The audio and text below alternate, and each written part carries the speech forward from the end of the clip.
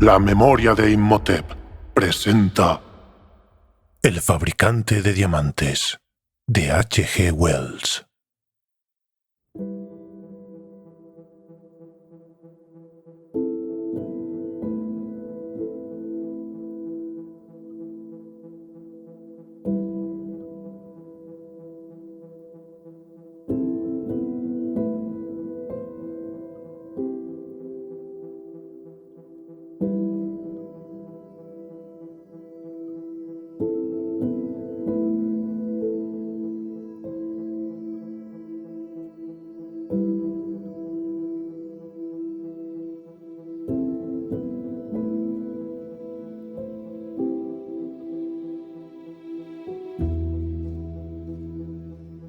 Ciertos asuntos me habían retenido en la calle Chancery hasta las 9 de la noche, y después un incipiente dolor de cabeza me quitó las ganas tanto de divertirme como de seguir trabajando.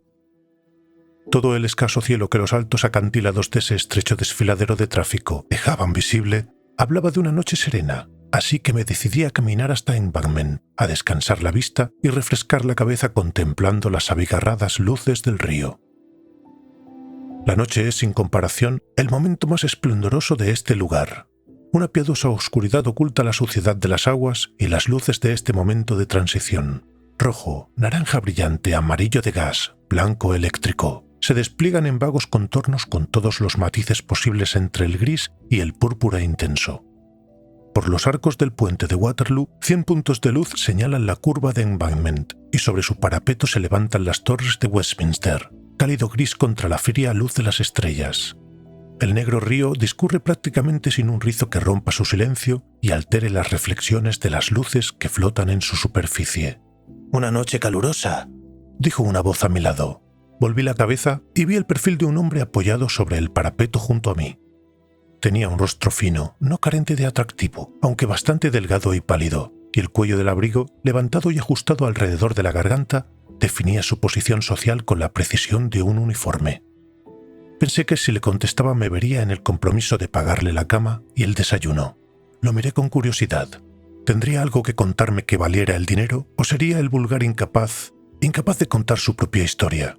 Cierto aire de inteligencia en la mirada y en la frente y un labio inferior algo tembloroso me decidieron a responderle. «Muy calurosa», respondí yo, «pero no demasiado aquí donde estamos». «No», dijo todavía mirando el agua. «Se está bastante bien aquí, ahora mismo». «Es agradable», continuó tras una pausa, «encontrar un lugar tan tranquilo como este en Londres.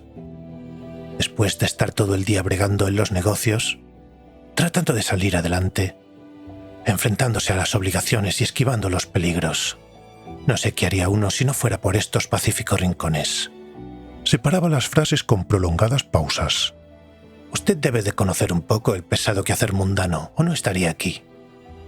Pero dudo que tenga la cabeza y los pies tan doloridos como yo. A veces dudo que tanto esfuerzo merezca la pena. Siento impulsos de tirarlo todo por la ventana. Nombre, riqueza y posición, y dedicarme a un oficio modesto. Pero sé que si abandonara mi ambición, a pesar de lo mal que me trata, no me quedarían más que remordimientos para el resto de mi vida». Se calló. Yo lo miraba asombrado. Si alguna vez había visto a un hombre desesperadamente apurado de dinero, ese era precisamente el que tenía delante de mí. Andrajoso y sucio, sin afeitar y despeinado, parecía como si hubiera estado abandonado una semana en un basurero, y me hablaba a mí de las enojosas preocupaciones de un gran negocio. Casi suelto una carcajada. O estaba loco o bromeaba ridículamente con su propia pobreza. «Aunque los objetivos y los puestos elevados», respondí, «tengan los inconvenientes y la ansiedad del trabajo duro, también tienen sus compensaciones. La influencia, el poder para hacer el bien y ayudar a los más débiles y pobres que nosotros, y hasta se siente cierta gratificación en lucir». Dadas las circunstancias, mi insinuación era de muy mal gusto. Hablé espoleado por el contraste entre su aspecto y su lenguaje. Me pesó incluso cuando lo estaba diciendo. Volvió hacia mí un rostro ojeroso pero sereno y comentó: «Me he olvidado de mí mismo. Por supuesto que usted no lo entendería». Me estuvo calibrando durante unos instantes. «Sin duda es muy absurdo. Aunque se lo cuente, usted no me creerá. Así que no corro muchos riesgos haciéndolo. Y será un alivio contárselo a alguien. Realmente tengo entre manos un gran negocio. Un negocio muy grande. Pero hay problemas ahora mismo. El hecho es que fabrico diamantes. Me imagino que está en el paro en este momento. Intervine yo. Estoy harto de que no me crean. Respondió impaciente y de repente, desabotonando el miserable abrigo, sacó una pequeña bolsa de lona que le colgaba de un cordón alrededor del cuello. Extrajo de la bolsa una piedra de color marrón. No sé si tiene los conocimientos suficientes como para saber lo que es. Me lo pasó. Pues bien, hacía más o menos un año había dedicado mi tiempo libre a conseguir un diploma de ciencias en Londres, así que tengo algunas nociones de física y mineralogía. Aquello semejaba un diamante sin cortar, del tipo más oscuro, aunque demasiado grande, porque tenía casi el mismo tamaño que el extremo de mi pulgar. Lo cogí y vi que tenía la forma de un octaedro regular, con las caras talladas, características del más precioso de los minerales. Saqué mi navaja e intenté rayarlo, pero fue en vano. Inclinándome hacia adelante en dirección a la farola de gas, lo probé sobre el cristal de mi reloj y logré hacer una raya blanca con la mayor facilidad. Miré a mi interlocutor con creciente curiosidad. Ciertamente es bastante parecido a un diamante, pero, de serlo de verdad, es un diamante gigante. ¿Dónde lo consiguió? Le digo que lo fabriqué, contestó. Devuélvamelo. Volvió a ponerlo en la bolsa rápidamente y abotonó la chaqueta. Se lo venderé por 100 libras, murmuró de repente con impaciencia. Eso me hizo volver a sospechar. Después de todo, aquello podía ser simplemente un trozo de esa sustancia casi igual de dura, el corindón, que accidentalmente tiene una forma similar a la del diamante. O si realmente era un diamante, ¿cómo se había hecho con él y por qué él lo vendía por 100 libras? Nos miramos a los ojos. Parecía impaciente, pero con una impaciencia honrada. En aquel momento creí de verdad que lo que trataba de vender era un diamante. Sin embargo, yo soy pobre.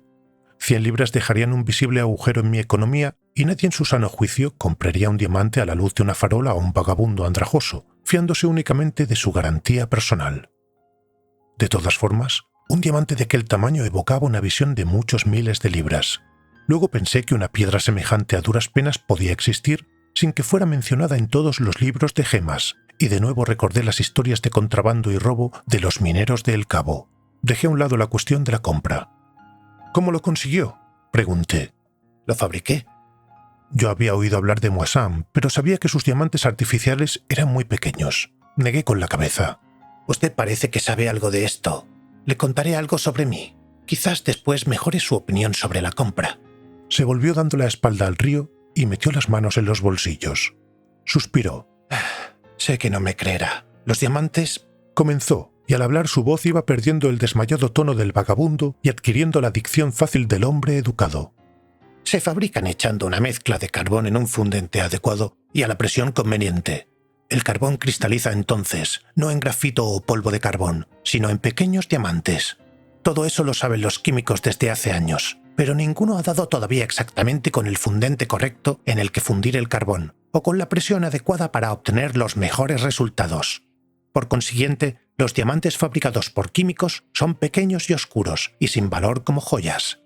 Pues bien, yo, ¿sabe usted?, he dedicado toda mi vida a este problema, le he sacrificado toda mi vida. Comencé a trabajar en todo lo referente a la fabricación de diamantes cuando tenía 17 años y ahora tengo 32. Me pareció que la tarea podría absorber el pensamiento y las energías de un hombre durante 10 o incluso 20 años, pero aún así el esfuerzo todavía habría valido la pena. Suponga que alguien diera por fin con el procedimiento correcto. Antes de que se conociera el secreto y de que los diamantes fueran tan corrientes como el cartón, habría hecho millones. ¡Millones! Hizo una pausa y buscó mi comprensión. Que estoy a punto de conseguirlo. Los ojos con avidez. Y pensar, dijo, que estoy a punto de conseguirlo y aquí me tiene usted. A los 21 años, prosiguió, tenía 1000 libras y pensé que esa cantidad completada con algunas clases sería suficiente para mantener mis investigaciones. Pasé 1 año o 2 estudiando, principalmente en Berlín, y luego continué por mi cuenta.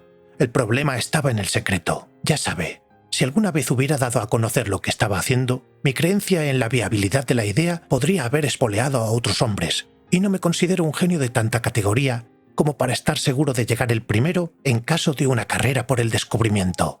Y ya sabe lo importante que era, si de verdad quería amasar una gran cantidad de dinero, que la gente no supiera que se trataba de un proceso artificial y capaz de producir diamantes por toneladas. Así que tuve que trabajar completamente solo.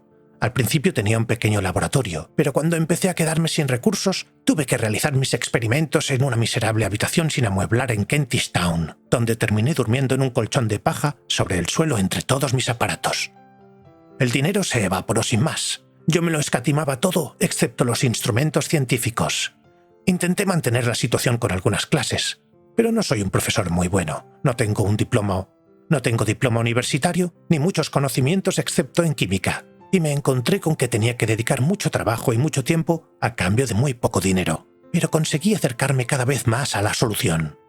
Hace 3 años que resolví el problema de la composición del fundente y me aproximé mucho al de la presión poniendo este fundente mío y cierta mezcla de carbón dentro de un cañón completamente cerrado. Lo llené de agua, lo sellé bien y lo calenté. Se detuvo. Bastante arriesgado, le dije. Sí, estalló. Hizo 1000 pedazos todas las ventanas y gran parte de mis aparatos. Pero conseguí una especie de polvo de diamantes a pesar de todo. Estudiando el problema de cómo conseguir una fuerte presión sobre la mezcla fundida que había de cristalizar en diamantes, me encontré con unas investigaciones de Dobre en el laboratorio de polvo y salitre de París. Hacía estallar dinamita en un cilindro de acero bien atornillado y demasiado fuerte para reventar, y me enteré de que de este modo podía pulverizar rocas convirtiéndolas en un limo no muy distinto al de los yacimientos sudafricanos en los que se encuentran los diamantes. Constituyó un golpe tremendo para mis recursos, pero logré que, siguiendo su modelo, me hicieran un cilindro de acero para mis objetivos. Puse dentro del cilindro todo el material y los explosivos, encendí un buen fuego en el fogón, coloqué dentro el cilindro y me fui a dar un paseo. No pude por menos de reírme de su forma realista y desconsiderada de actuar. ¿No pensó que podía volar la casa? ¿Había más gente en el edificio? Era una cuestión de interés científico, dijo finalmente. En el piso de abajo vivía la familia de un vendedor ambulante, en la habitación de detrás de la mía un escritor que pedía dinero por carta y 2 vendedoras de flores en el piso de arriba. Quizá fue un poco descuidado, pero posiblemente algunos estaban fuera. Cuando volví el cilindro estaba exactamente donde lo había dejado, entre carbones ardiendo al rojo blanco. El explosivo no lo había reventado. Por consiguiente, tenía que enfrentarme a otro problema. Como usted sabe, el tiempo es un elemento importante en la cristalización. Si se precipita el proceso, los cristales son pequeños. Solo mediante una acción prolongada se consigue cierto tamaño. Decidí dejar enfriar el aparato durante 2 años, disminuyendo lentamente la temperatura durante ese tiempo. Por entonces mi dinero se había agotado ya, y teniendo que atender un gran fuego, la renta de mi habitación y mi propia hambre, apenas si me quedaba un penique. Difícilmente podría contarle todas las chapuzas a las que he tenido que dedicarme mientras fabricaba los diamantes. He vendido periódicos, cuidado de caballos, abierto las puertas de los coches. Estuve muchas semanas poniendo direcciones en sobres. Fui ayudante de un hombre que tenía una carreta y yo hacía un lado de la calle mientras él hacía el otro. En una ocasión no me salió nada durante toda la semana y mendigué. ¿Qué semana aquella? Un día, el fuego se estaba apagando y yo no había comido nada en todo el día, y un hombrecillo que sacaba a pasear a su pequeña me dio 6 peniques, para lucirse. Gracias a Dios por la vanidad, como olían los puestos de pescado frito. Pero fui y me lo gasté todo en carbón, y puse el fogón al rojo vivo de nuevo, y luego... Bueno, el hambre nos atonta. Por fin, hace 3 semanas, dejé que el fuego se apagara. Cogí el cilindro y lo desatornillé cuando estaba todavía tan caliente que me quemó las manos. Saqué la desmenuzada masa semejante a la lava, raspando con un cincel, y la pulvericé a martillazos sobre una placa de hierro. Encontré 3 diamantes grandes y 5 pequeños. Mientras martilleaba en el suelo se abrió la puerta y entró mi vecino, el escritor de cartas pidiendo dinero. Estaba borracho como de costumbre. ¡Anarquista! «¿Estás borracho?», le dije. ¡Sinvergüenza, destructor!, exclamó. «Vete con tu padre», le respondí, queriendo decir al diablo. «No importa», contestó. Me hizo un guiño socarrón y soltó un hipo. Apoyado sobre la puerta con el otro ojo contra el marco, comenzó a farfullar que había estado fisgando en mi habitación y que había ido a la policía aquella mañana, y que ellos habían anotado todas sus palabras, como si fueran perlas, dijo.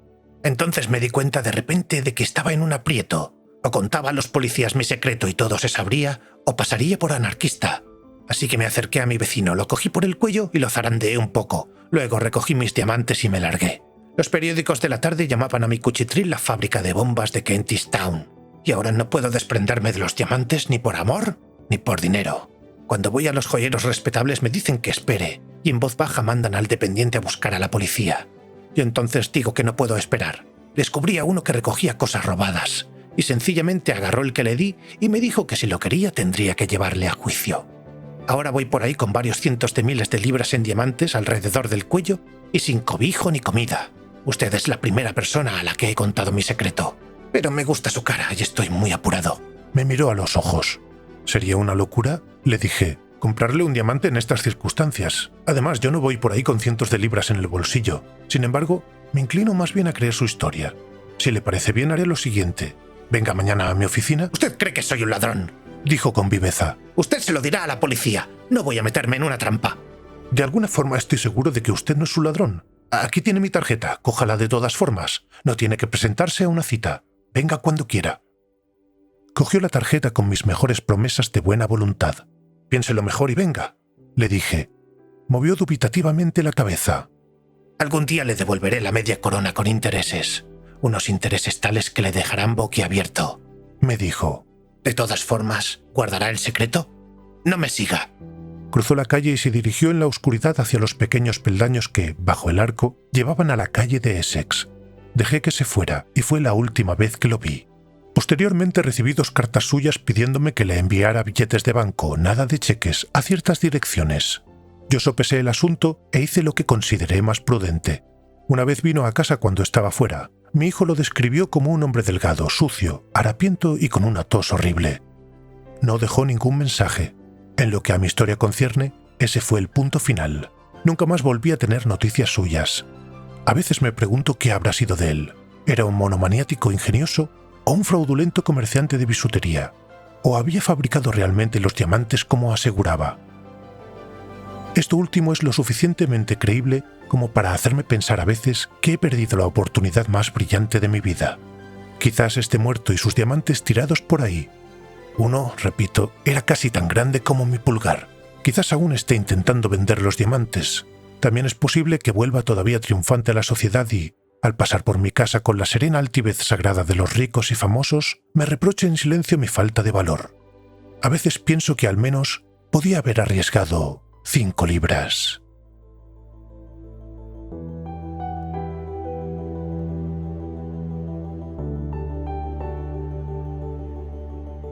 Si te gustan los relatos de la memoria de Imhotep, no dudes en compartirlo con tus amigos y, si no lo estás ya, en suscribirte a nuestro podcast. Muchas gracias por todo vuestro apoyo, pues eso ayuda a este podcast para continuar adelante y ofreceros más y mejor contenido día a día.